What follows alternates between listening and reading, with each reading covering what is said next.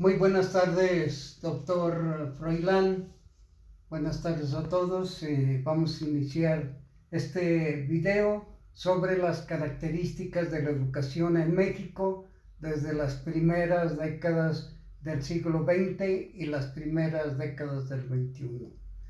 Muy bien, tenemos aquí para iniciar a Manuel Ávila Camacho, 1940, cuando se da el giro conservador, el giro a la derecha, después del gobierno de Lázaro Cárdenas. Aquí está nuestra gran Universidad Nacional Autónoma de México. Bueno, tenemos en esta otra gráfica a uno de los grandes secretarios de Educación en la historia mexicana, que es Jaime Torres Bodet, que es el tercer secretario de Educación de Ávila Camacho.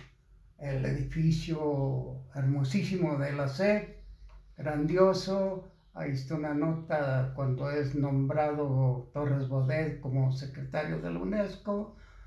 Tenemos también a la población mexicana, que en 1940 es de alrededor de 20 millones de personas, poco menos de 20 millones de personas, según el censo del INEGI.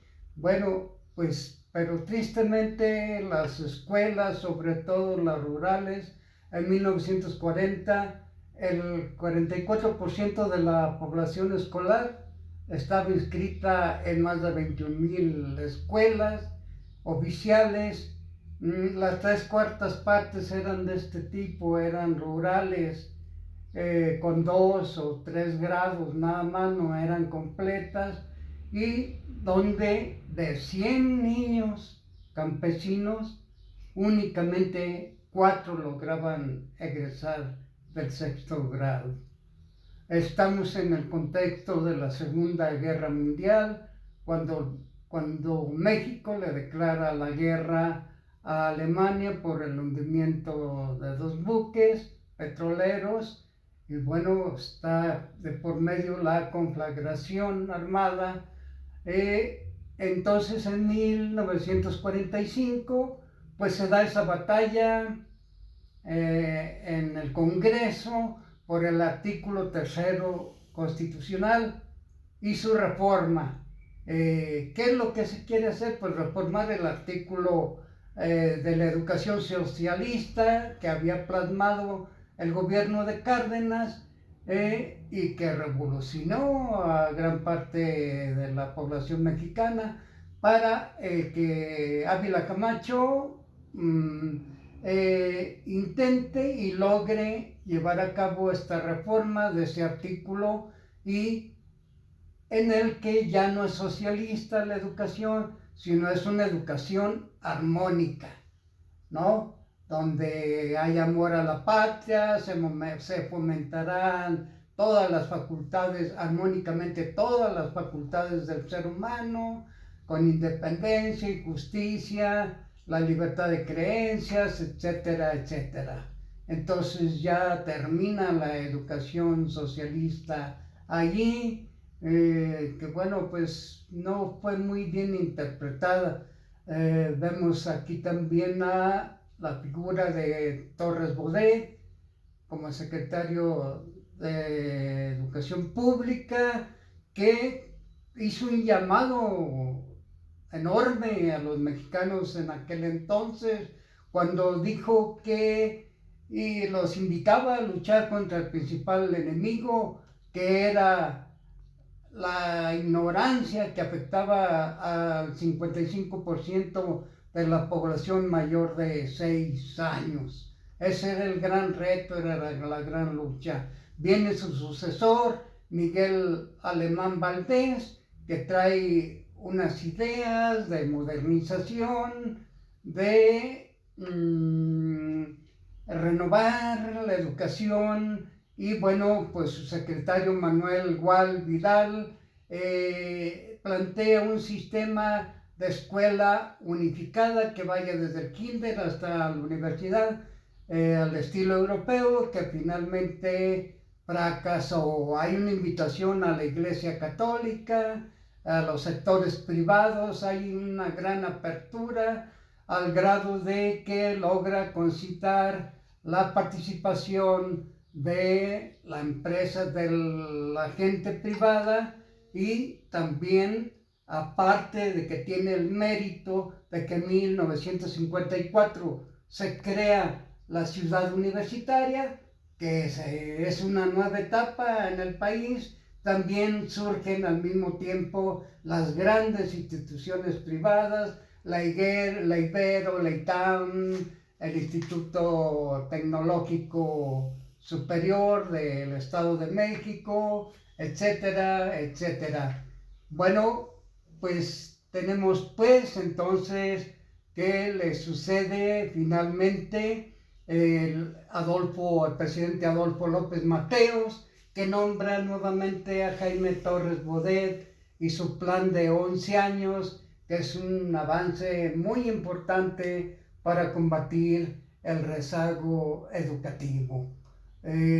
Aquí tenemos en esta imagen la figura de los libros de texto, que al final del sexenio de López Mateo, él comentó que había distribuido más de 100 millones de libros de texto gratuitos. Hubo una controversia en que grupos de la población no estaban de acuerdo con el libro, pero él les dijo que había otros que podrían complementarlo. Y allí terminó el problema, ¿no?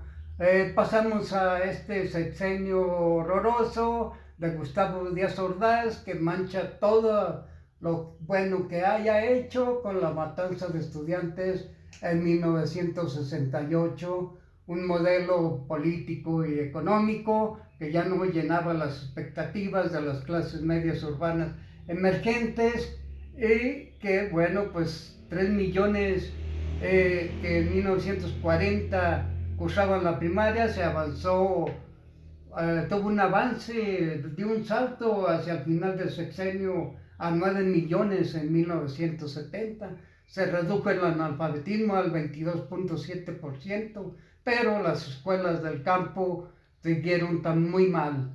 El 55% no tenía grados completos. Casi el total abandono. Viene pues Luis Echeverría.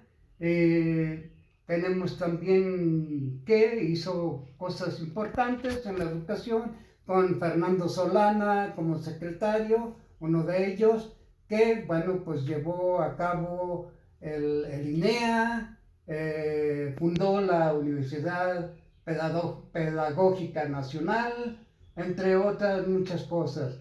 Viene el presidente Miguel López Portillo, para quien, bueno, pues el mismo Solana en 1978, que fundó lo que les había comentado.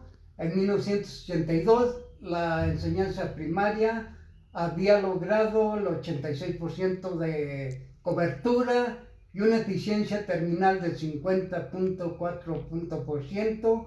La matrícula subió enormemente, creció a 1.500.000 alumnos, con una eficiencia terminal de 70%, que fue muy importante. Aquí tenemos agrupados a estos 6 presidentes de la República, que de la Madrid: Salinas, Cedillo, Fox, Calderón, Peña Nieto, que, bueno, no hay mayor diferencia en ninguno de ellos. Son los sexenios neoliberales que, bueno, pues le dieron apertura a la inversión privada, la venta de paraestatales.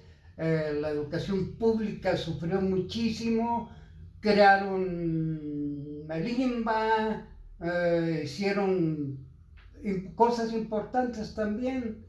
En su sexenio, por ejemplo, de Salinas, había 4 millones de analfabetas, y 20 millones más sin primaria completa.